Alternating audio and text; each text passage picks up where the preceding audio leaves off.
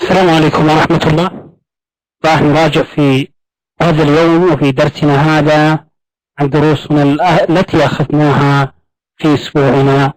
أول درس راح نراجع حل المتباينات والجمع والطرح. حل. إحنا نتكلم الآن في درسنا هذا عن حل المتباينات والجمع أو الطرح. ناخذ الآن مثال على الحل بالجمع.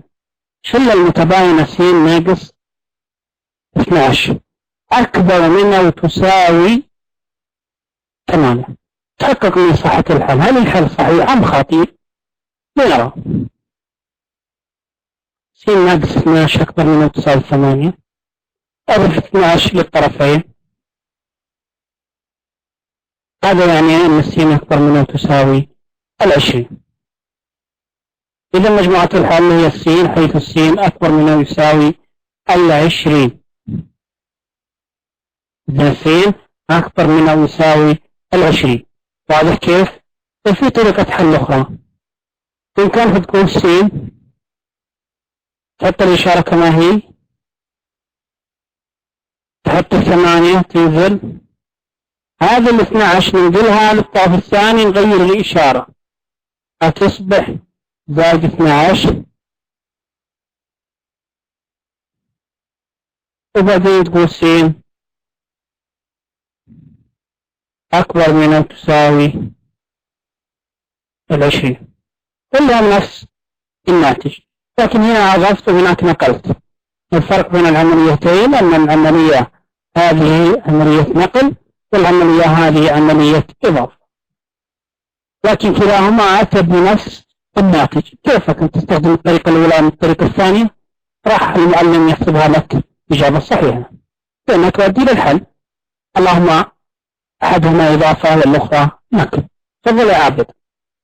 عابد يبدو أن لديك استفسار، تفضل.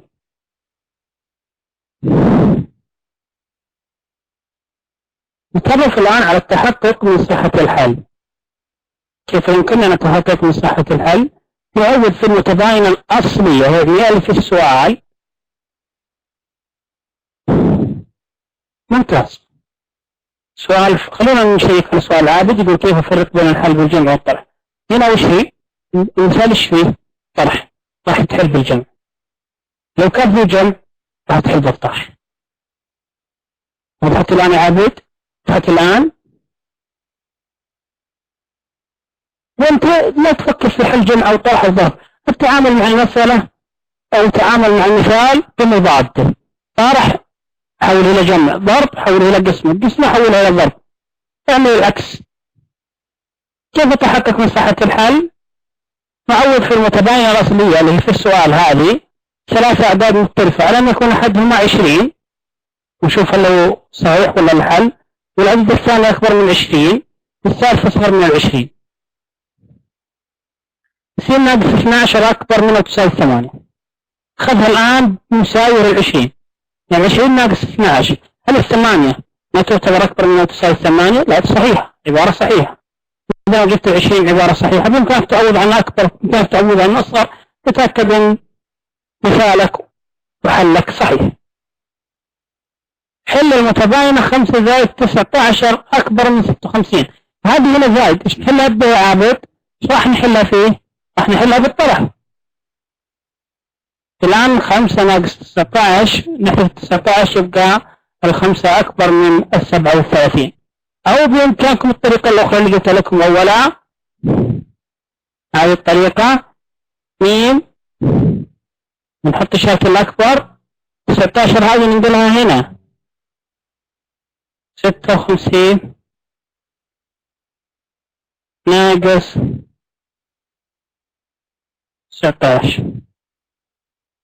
إذا مين أكبر؟ 56 ناقص 19 بكم؟ ب37. الإجابة نفس بعض، اللهم طريقتين مختلفتين. هذه الإجابة الأولى، هذه الإجابة الثانية. واضح الأمور تماما؟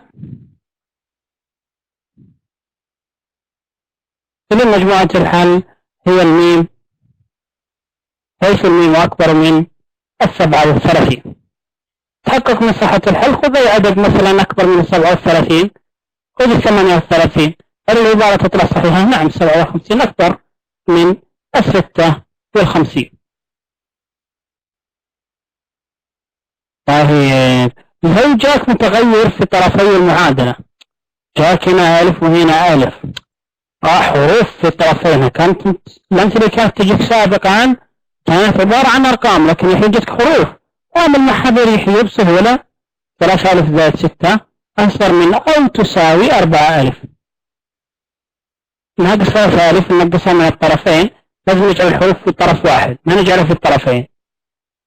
تجي 6 أكبر من أو تساوي أصغر من أو تساوي الألف. إذا مجموعة الحل الألف حيث أو ننطق حيث الألف أكبر من أو تساوي 6، لأن هذه العبارة بإمكان أكتبها كذا، صح ولا لا؟ الألف الفتح في أي اتجاه؟ اتجاه الألف، حط المساواة واكتب 6.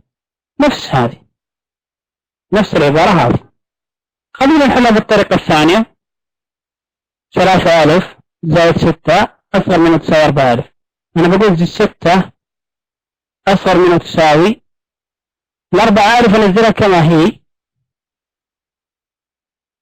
3 ألف وديها للطرف الثاني يعني ناقص 3 ألف. هذا يعني أن 6 أصغر من أو تساوي 4 ألف ناقص 3 ألف بألف. هذا معنى أن الألف أكبر من أو تساوي 6. الألف أكبر من أو تساوي 6. كذا الأمور تمام واضحة معكم؟ نمثلها على خط الأعداد. هذا خط الأعداد، وين راح تكون 6؟ نروح عند 6 نضع دائرة، وإيش مفتوحة ولا مغلقة؟ إيش راح تكون الدائرة؟ دائرة مغلقة. الفتحة وين؟ اتجاه اليمين، خلاص خط على اتجاه اليمين، انتهى الحل والتمثيل. هنا ما تحقق، ما قال لي تحقق، قال مثل. أهم شيء إنك تمثلها على خط الأعداد. طيب، اشترطت مؤسسة على أحمد ألا يقل معدل إدخاله على الحاسوب عن 64 كلمة في الدقيقة ليحصل على وظيفة فيها.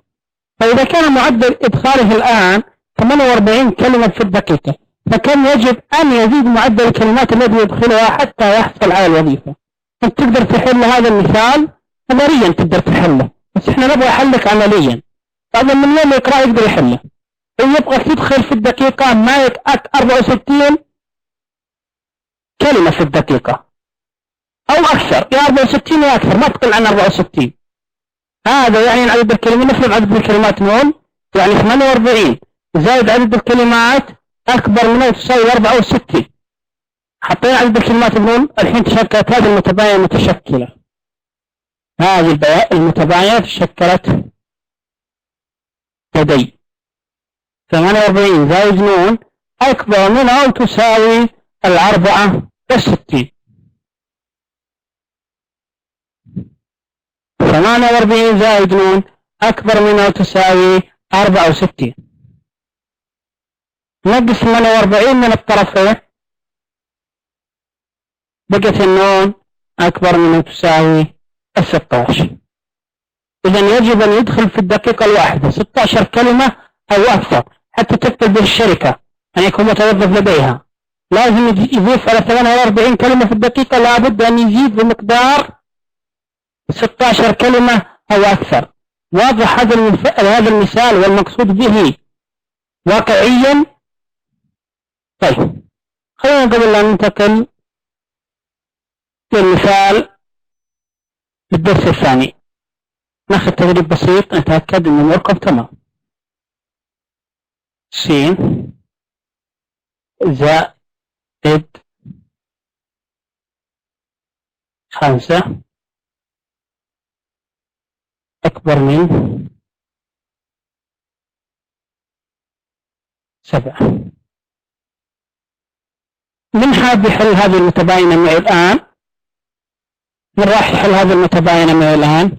لحد يشارك بإمكانه يضغط عندك علامة رفعة اليد، اضغط عليها ويكفي. فيصل حد تشارك معنا عندك علامة اليد، اضغط عليها. إذا عندك ضغط بالاتصال يا عابد. احنا الآن حاطين على هذا س زائد 5 أكبر من 7 موجودة عندك يا عابد. س زائد 5 أكبر من 7. طيب راح نعطي العليا القلم معك يا عليا القلم، تفضلي. حلي لنا هذا المثال س زائد 5 أكبر من 7 لنرى الآن كيف يتم حل هذا المثال. عليا ضعي لي الأرقام تحت بعض، خليه حل مرتب، خليه الحل أكثر ترتيبا. لا ايش دخل 7؟ احنا نبغى نتخلص من الرقم اللي قريب من السين. احنا نبغى السين تبقى لوحده. حل المتباينة يعني اجعل السين لوحده.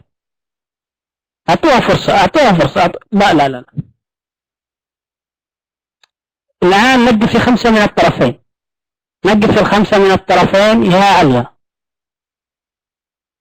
نقف في 5 من الطرفين. طيب فيصل خذ القلم. فيصل معك القلم. فيصل العلوي تفضل يا فيصل، معك القلم. حل لنا خطوة خطوة حتى تكون الأمور واضحة العليا. بس نقف في 5 من تحت 5. خل حلك شوي أكثر ترتيبا يا فيصل. يلا مش مشكلة. ايوه حط خط. لا ضع خط.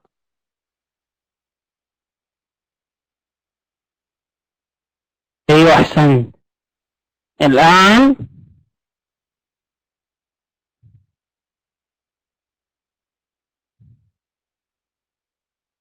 لا، ليش المساواة؟ من وين جبت إشارة المساواة؟ من وين جت إشارة المساواة؟ هذا خطأ يقع فيه معظم الطلاب، يجب التنبه له. يقلب إشارة الأكبر إلى مساواة. من أين أتت المساواة؟ كيف أتت المساواة؟ ما تضع الإشارة إلا بتسلسل، إلا بمنطق. أكمل. س أكبر من كم؟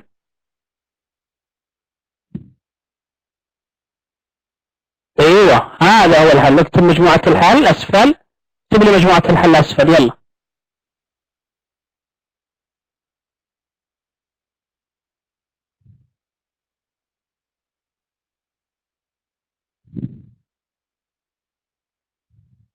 يلا يا فيصل. مجموعة هد معها وقت. هد اكتب بهدوء. اكتب بهدوء. مجموعة الحل. لا اكتب يساوي. طب انا اكتبها لك. اكتبها بدلا منك. معلش عشان بس الوقت. انا عارف انك تعرف تكتب الاجابة وعارف، بس يمكن شوية التعامل عندك مش سريع فاختصار للوقت. مجموعة الحل تساوي س حيث السين أكبر من 2. خلينا ناخذ الدرس الثاني نراجع ونتأكد من الأمور في تمام. حل المتباينات بالضرب والقسمة. فهمنا الدرس الأول نفس الطريقة. هناك كنا الطرح نخليه جمع والجمع نقلبه الطرح. هنا الضرب نخليه قسمة والقسمة نخليه ضرب. بس يعني تفهم درس واحد تكسب درسين معاه. شيء طيب. حل المتباينة. سالب س تقسيم 3 أصغر من 2 تحقق من صحة الحل. الثلاث ايش رايكم في وضعها؟ قسمة. إذا لازم نتخلص من عنه هذا الضرب. شاشين ضرب في سالب 3. لكن في قاعدة تقول إذا ضربت في سالب أو قسمت في سالب فالإشارة حتما تتغير إلى العكس. شايفين هنا كان أصغر راحت هنا وإيش؟ أكبر. لا بد أن تتغير الإشارة. تروح في سالب 3 من سالب 3 يبقى السين أكبر من سالب 6. إذا مجموعة الحل هي السين حيث السين أكبر من سالب 6. كذا الأمور تمام؟ تمام أموركم؟ تحقق من صحة الحل. سالب س على 3 أصغر من 2 اختار أي عدد يكون أكثر من سالب 6. اختار سالب 3. طبعا أي واحد أصغر من الاثنين إجابة صحيحة. خلونا ناخذ مثال الآن على القسمة. راح الآن نتعرف على مثال على القسمة.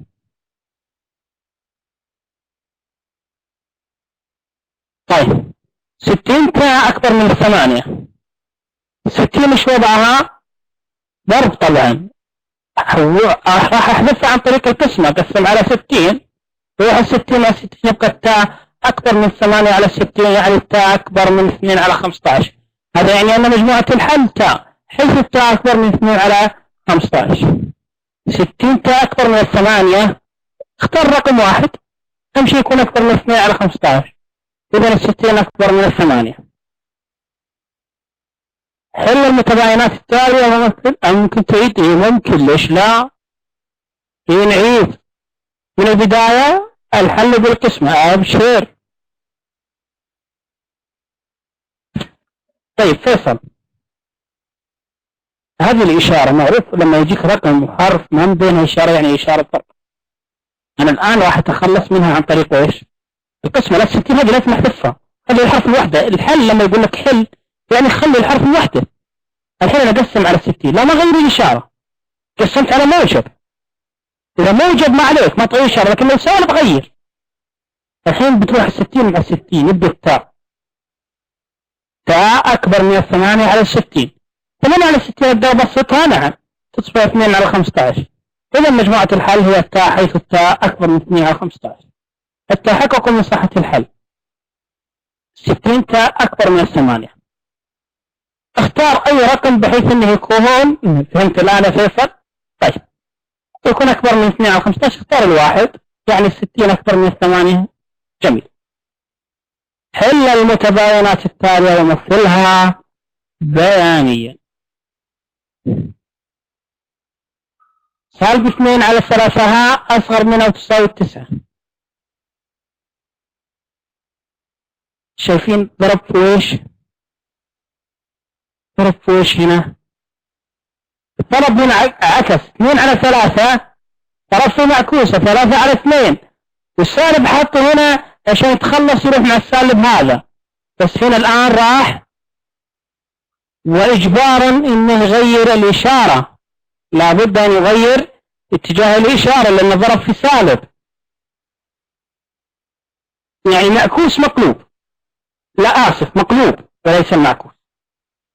مقلوب العدد يتخلص من 2 على 3 بمقلوبها. نعم. الآن السالب بتروح مع الثلاثة. الاثنين يروح مع الاثنين. السالب يروح مع السالب يبقى الهاء أكبر من سالب 13 ونصف. تحقق من صحة الحل. لا قال مثلها بيانيا. هذه السالب 13 ونصف مغلقة. امشي يمين خط يمين. بتطلع معكم الأمور. ناخذ مثال ثاني. 25 كاف أكبر. لا ليش تقرب العدد؟ تقول 13 مثلا. ليش؟ قل 13 ونص. سالب 13 ونص. ليش تقرب؟ ما قال لك قرب العدد في السؤال. خلاص خلي سالب 13 ونص. 25 كاف أكبر من أو تساوي 8. 25 كاف أكبر من أو تساوي 8. قولوا لي كيف أحلها. يلا قولوا لي كيف نحل هذا المثال. أنا تكلموا معاي. ايش أعمل الآن الخطوة هذه الثانية؟ ايش أعمل؟ يلا نقسم على 25. السلام عليك رهب. نقسم على 25. الآن قسمنا على 25. واحد في 25 مع 25 بقي الكاف أكبر من أو تساوي 8 على 25. يعني الكاف أكبر من 32%. مثل 32% راح تكون هنا مغلقة لأن فيها مساواة والاتجاه يمينا.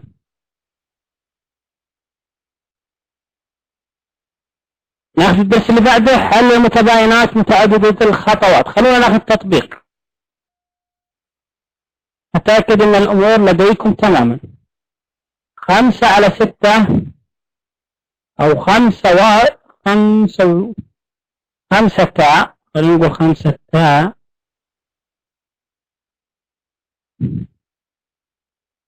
أصغر من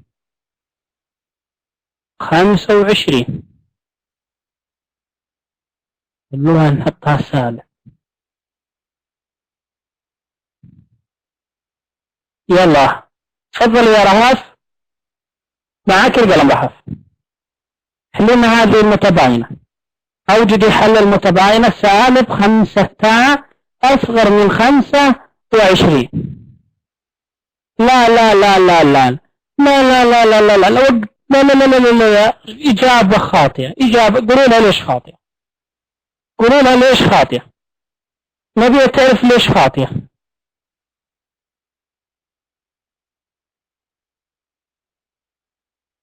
نبي تعرف ليش خاطئة.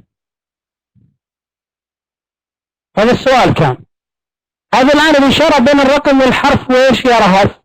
إشارة ضرب، يعني تقسمين. قسمي، حطي إشارة قسمة يا رهف. يلا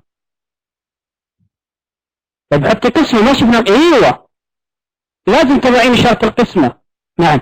طيب 25 قسمي على 5. ايوه كذا، احسنتي احسنتي. اذا التاء اصغر من سالب 5. من شايف 5؟ من شايف 5 هنا؟ تاء. ايوه مثلي على خط الاعداد. ارسمي لنا خط اعداد ومثلي لنا هذا الحل. يا سلام عليك، يا سلام عليك.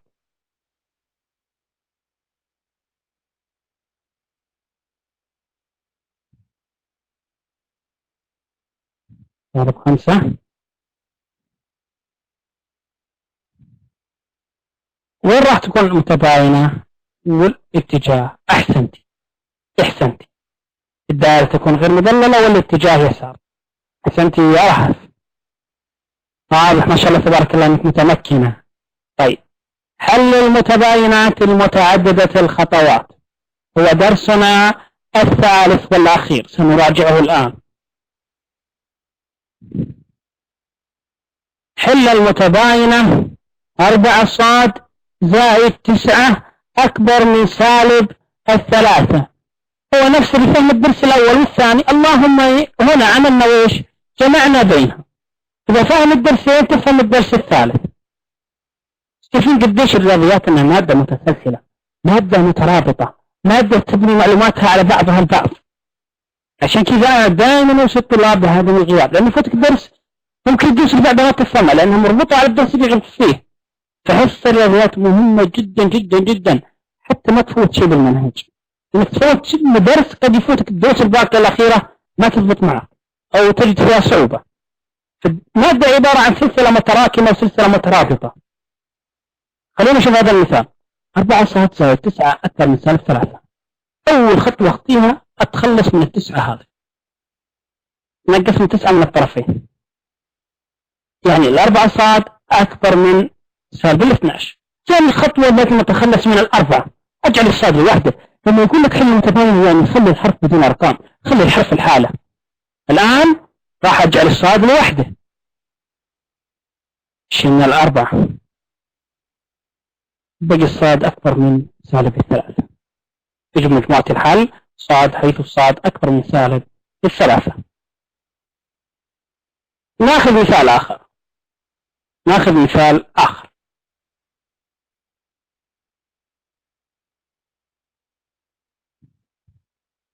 حل المتباينة سالب 11 صاد ناقص 13 أكبر من 42. 14 صاد ناقص 13 أكبر من 42. أول خطوة أضيف 13 للطرفين. سالب 11 صاد أكبر من 55. قسمنا على سالب 11. إيش لاحظتم الآن؟ قولوا لي، اللاحظ يقول لي إيش صار؟ صار في حاجة. إيش اللي صار؟ يلا من اللي عنده ملاحظة دقيقة فاهم صح؟ السلام عليك يا عابد. يا سلام عليكم يا سلام عليكم. لازم تغيرت الإشارة. ليش تغيرت الإشارة؟ قولوا لي ليش غيرنا الإشارة؟ أولا قسمنا ما غيرنا إشارة. نحن في هذا المثال قسمنا غيرنا إشارة. ليش؟ إيش السبب؟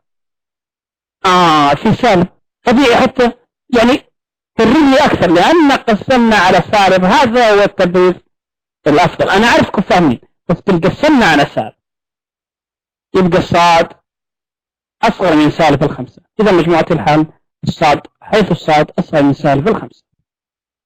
طيب ناخذ الحين في متباينة فيها أقواس، سهل الأمر. حل المتباينة 4 مضروبة في 3 تاء ناقص 5 زائد 7 أكبر من أو تساوي 8 تاء زائد 3. أول خطوة تعملها وبتخلف خاصية التوزيع، تخلص من الأقواس. لابد أن تتخلص من الأقواس. 12 تاء، شايفين كيف تخلص من الأقواس؟ خليني أوضحها لكم أكثر. هذه ضرب 4 في 3 تاء، ثم ضرب 4 في سالب 5. 4 ضرب 3 تاء ب 12 تاء، الناقص تنزل. 4 ضرب 5 ب 20 زائد 7 أكبر مما تساوي 8 تاء زائد 3. 12 تاء ناقص 13. 12 تاء ناقص. شوف الآن إيش عمل؟ نقل 8 تاء هنا،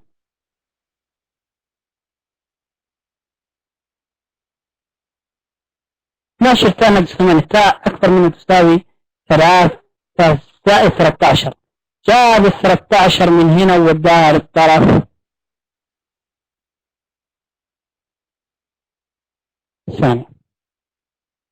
4 تاء أكبر من تساوي 16.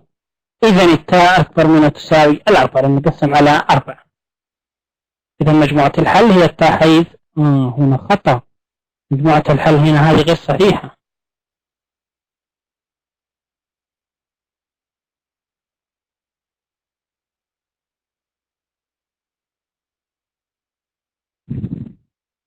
ممكن تعيدي؟ ممكن.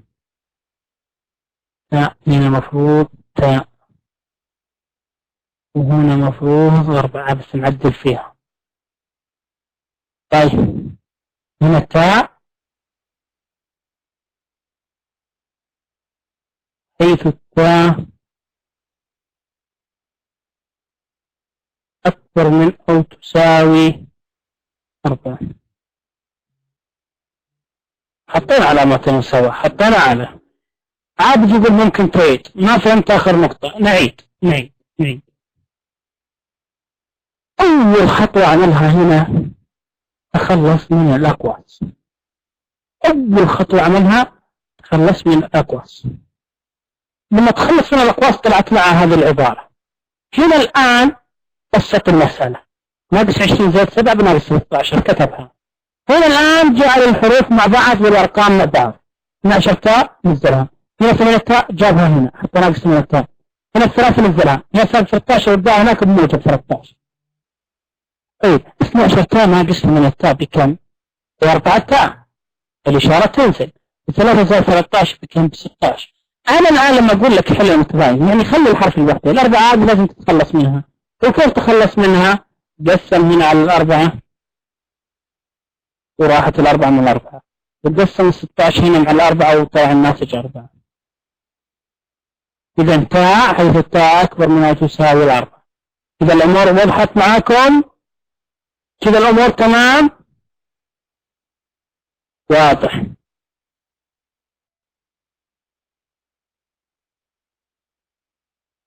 المجموعة الخالية ومجموعة الأعداد الحقيقية.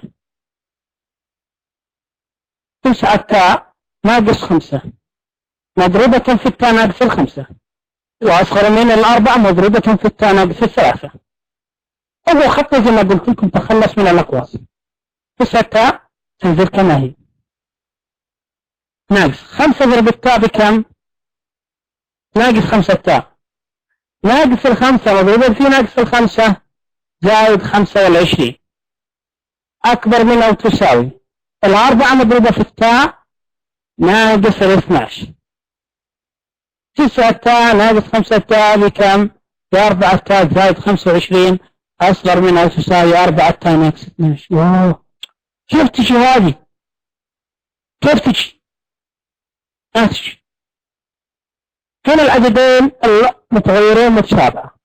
والأرقام مختلفة فيها إشارة مساواة لا تشي، إذا مجموعة الحل هي فاي. قبلنا ناخذ مثال على الأعداد الحقيقية. أول خطوة قلت لكم إيش تعملون؟ أول خطوة تعملها إيش؟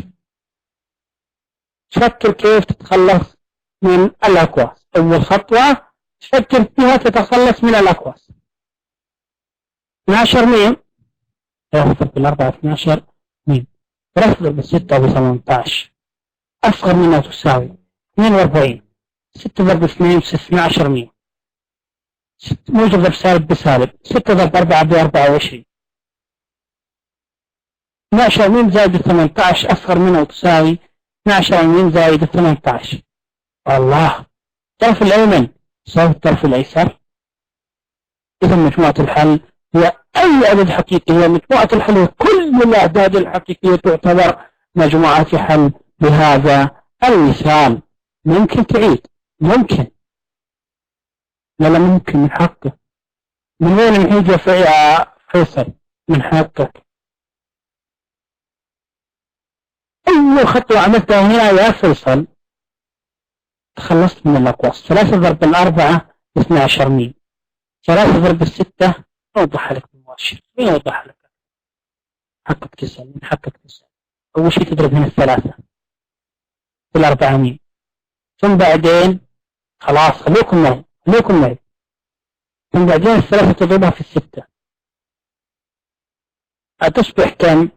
3 ضرب 4 ميم ب 12 ميم. اترك الرقم. 3 ضرب 4 ب 12 ميم تنزل، زائد تنزل. 3 ضرب 6 بكم؟ 18.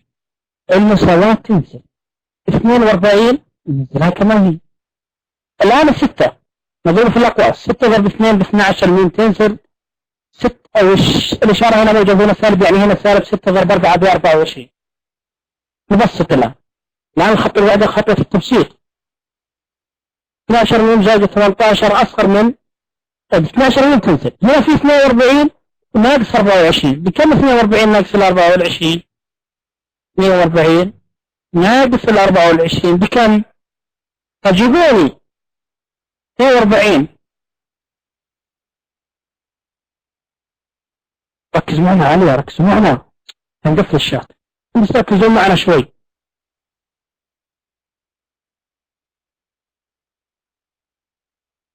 طيب أعطوني الإجابة أول شيء، أعطوني إجابتها. 42 ناقص 24 شات مفتوح لديكم، أعطوني إجابة. 42 ناقص 24 تطلع كم؟ تطلع كم 42 ناقص 24؟ تطلع 18. الآن الملاحظ هنا المتباينة حروفها مثل بعض والأرقام مثل بعض، يعني مجموعة الحل هي كل الأعداد الحقيقية من حيث الميم أي عدد حقيقي، يعني مجموعة الحل هي مجموعة جميع الأعداد الحقيقية. واضح هذا المثال؟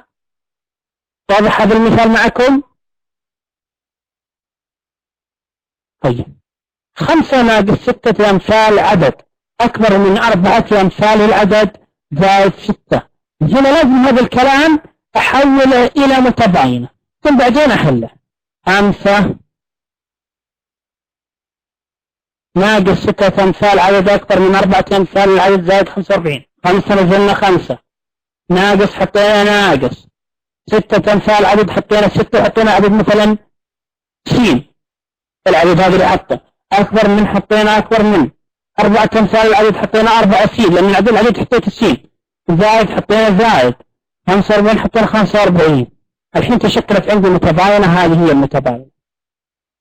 المتباينة 5 ناقص 6 س أكبر من 4 س زائد 45. انظر الحروف مع بعض والأرقام مع بعض، هتطلع 5 ناقص 45 لأنه هو 45 هنا أكبر من 4 س زائد 6 س.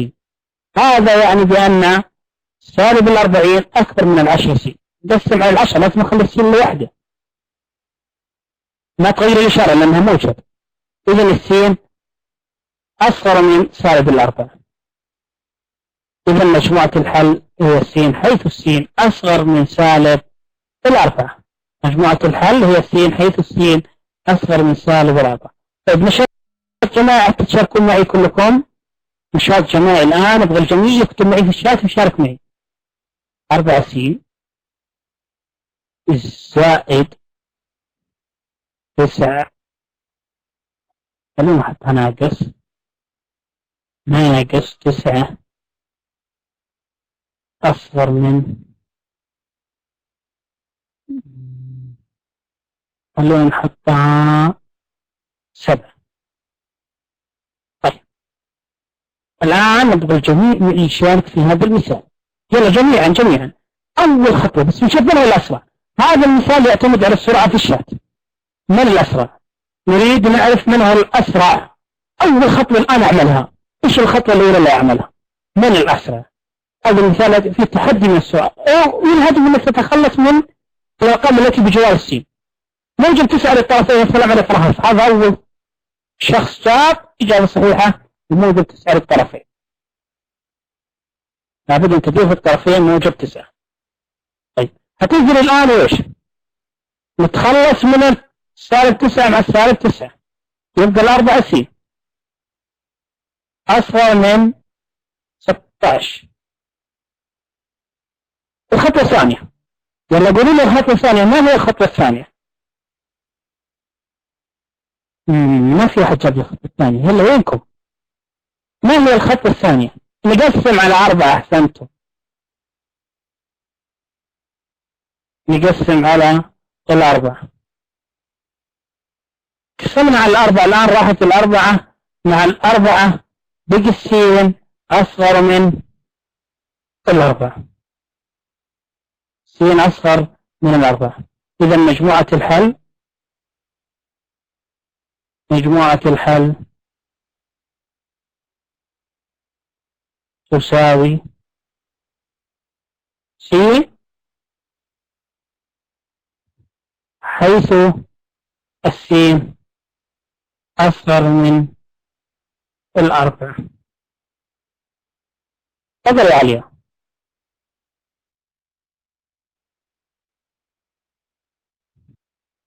بس انتهى في أمان الله.